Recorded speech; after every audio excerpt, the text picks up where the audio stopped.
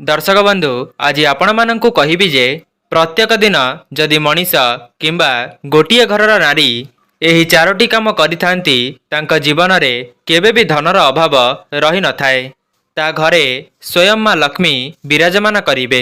आज्ञा हाँ दर्शक बंधु, महिला मानंकर एमिति किछि कार्य द्वारा मां लक्ष्मी तांका उपरे बहुत प्रसन्न होइथांती। तेणु प्रत्येक विवाहित महिला किंबा घरर जेकोसी सदस्य माने एही नियम को पालन करिबा आवश्यक अटे। आजिकालीर व्यस्तबहुल जीवन भितरे मनीष एसबु को करिबा पई भूली जाइथांती एवं पर कहिथांती जे आमर भाग्य खराब। दर्शक बंधु, ब्रह्म मुहूर्त आपण मानक मध्यरु केते जण ब्रह्म मुहूर्त उठुचंती कमेंट बॉक्स रे निश्चय जणाइबे। ब्रह्म मुहूर्त उठी निज घरर ठाकुर पूजा केते जण करूचंती। ठाकुर पूजा न कले मध्य केते जण ब्रह्म मुहूर्त उठुचंती। जदि आमे माने आमर प्रत्येक दिनर कार्यकलाप को परिवर्तन करिबा तेबे आमर आगामी पीढ़ी मध्य सेही भली भावरे परिवर्तन हेबे। जदि आम घरे परिवर्तन आनिबा पई चाहिबा तेबे आमको ही सेही नियम को पालन करिबा पई पड़िबो। दर्शक बंधु, एबे प्रश्न आसीबो जे घरर सदस्य माने आम कथा सुनु नाहंती। आपण प्रथमे निज ठारू आरंभ करंतु। प्रथमे आपण निजे बदलिबा पई चेष्टा करंतु। आपे आपे आपणक घरर सदस्य माने सेही नियम को पालन करिबा पई लागिबे। एपरि आपणको गोटिए वर्ष लागिपारे, 2 वर्ष लागिपारे, किंतु घरर सदस्य माने निश्चय बदलिबे। आपण माने थरे मात्र केवल निज ठारू आरंभ करिकी देखंतु एवं जेतेबेले गोटिए मनीष भल काम करिथाए आपण माने देखुथिबे घरे एमिति बहुत लोकंकु देखिबे तांकु सबुथिरे बारण करुथिबे, नाई एई कामटी कराजिब नाही। तापरे भी घरर उन्नति पाई घरे लक्ष्मींकर स्थिर वास पाई आपण एही कामटी को निश्चय करंतु। तेबे दर्शक बंधु, केउ काम महिला माने करिबा द्वारा घरे स्थिर लक्ष्मीर वास होइथाए, केउ काम महिला माने प्रत्येक दिन करिबा द्वारा मां लक्ष्मींकर कृपा पाई परिबे। आजिर एही वीडियो माध्यम रे मु आपण मानंकु कहिबी। एहा पूर्वरु वीडियो को लाइक करी कमेंट बॉक्स रे जय मां लक्ष्मी अवश्य लिखि दियंतु। एबे दर्शक बंधु, गोटिए गोटिए नियम को आपण बहुत भल भाव शुणंतु एवं आपण निजको पचारंतु कौन आपण एही काम करूचंती कि नाही। प्रथम कामटी हैला आमे 8टा पूर्वरु निजर स्नान आदि कार्य संपन्न करिबा उचित। सकाळ 8टा पूर्वरु स्नान करिबा। घरर महिला माने बहुत डेरी पर्यंत स्नान न करी रहिबा उचित नुहे। जदि स्नान न करि पारुछंती, देह खराब अछि, तेबे आपण रातिरे पिंधिथिबा वस्त्र को बदलाई देबे। तो दर्शक बंधु, प्रथम कार्यटी हैला आपण 8टा पूर्वरु स्नान करिबे। द्वितीय रे आपण मानक घरे जेबे छुट्टी दिन रही थाए पिला माने स्नान न करी रही जाइथांती एवं रातिरे सेमाने जो वस्त्र पिंधुचंती ताको सकाळु परिवर्तन करिबा पई कुहंतु। पिला माने जेतेबेले सकाळे ट्यूशन जाउछंती किंबा पाठ पढुचंती आपण ध्यान रखिबे रातिरे पिंधिथिबा वस्त्र को बदलाई देई निजर पाठ पढ़ा आरंभ करिबे। ता सहित बिछणारे बसी पाठ पढ़िबा पई केबे भी कुहंतु नाही। एही नियमटी प्रत्येक मां माने निज पिलामानंक उपरे लागू करंतु एवं सबुबेले भूमि उपरे बसी पाठ पढ़िबा पई कुहंतु।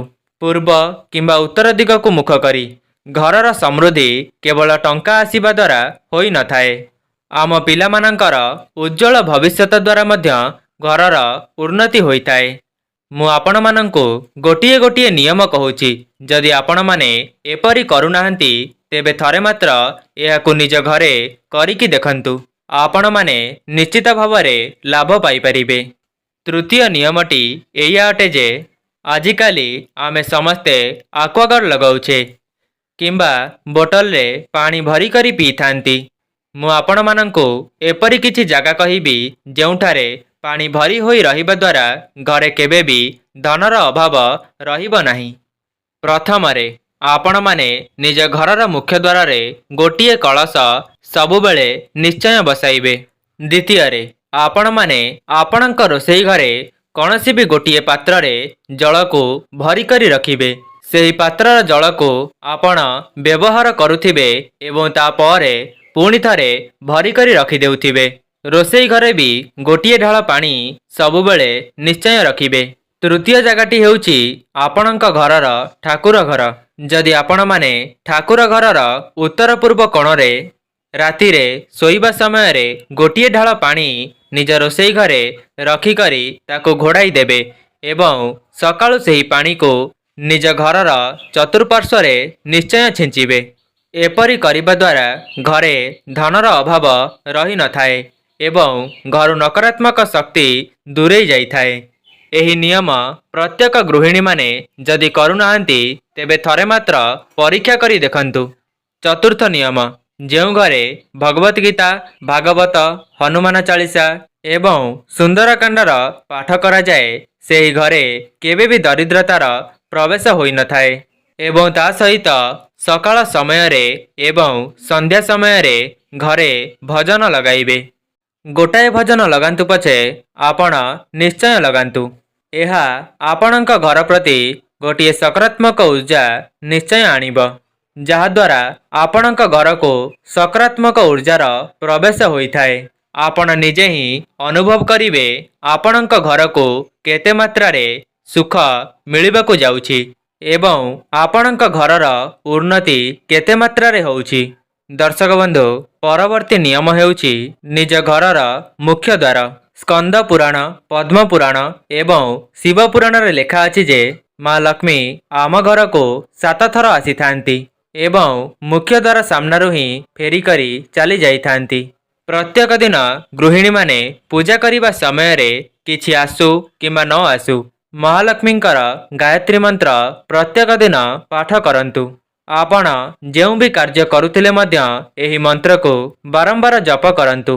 किछि दिन मध्यरे आपणक जीवन रे बहुत बड़ परिवर्तन आसीबा पई लागिबो। ईश्वर आपणक सेही दिगरे अग्रसर कराइबे जेउ दिगरे आपणक घर को उन्नति आसीबो। धीरे धीरे आपणक घर को सुख समृद्धि फेरिबा पई लागिबो। आपणक घर को धन आसीबार समस्त मार्ग धीरे धीरे खोलिबा पई लागिबो। आपण माने प्रत्येक दिन निज घरर मुख्य द्वार को पूजा करंतु। निज मुख्य द्वार सामनारे हळदी पानीर सिंचन करंतु। विशेष करी गुरुवार दिन निज मुख्य द्वारर जे एरुंडी बंध थाए सेही एरुंडी बंधरे हळदी रे 2टी स्वस्तिक अंकन करंतु। कुहा जाई थाए जेउ घरे मुख्य द्वारर पूजा करा जाए सेही घरे माँ लक्ष्मींकर स्थिरवास अवस्था होई थाए। तेणु माँ लक्ष्मींकर कृपा पाइबा पई हेले प्रथम हेउछि निज घरर मुख्य द्वार। एरुंडी बंधरे केबे भी गोड़ रखिबेनी किंबा एरुंडी बंध उपरे छिड़ा होई पैसार देबा नेबा करिबे नाही किंबा बाकी देबे नाही। आपण जेतेबेले घरे ठाकुरंकर पूजा करुचंती एवं सेही आळती को आपणक घरर चतुर्पार्श्वरे निश्चय बुलाई आणंतु। एपरी करिबा द्वारा घरु दरिद्रता दूर होइथाए। दर्शक बंधु, एही नियम को जेउ माने भी निज जीवन रे आपणैचंती सेमानंक जीवनरु समस्त दुख जंत्रणा दूर होइछि। जदि विश्वास हेउ नाही तेबे थरे मात्र निज जीवन रे परीक्षा करी देखंतु। एपरी करिबा द्वारा आपणक परिवार रे निश्चय उन्नति घटिबो। तेबे दर्शक बंधु, जदि आपण मानंकु वीडियोटी भल लागि थाए वीडियो को लाइक करी कमेंट बॉक्स रे जय माँ लक्ष्मी अवश्य लिखि दियंतु। आजि पई रहुछि, नमस्कार।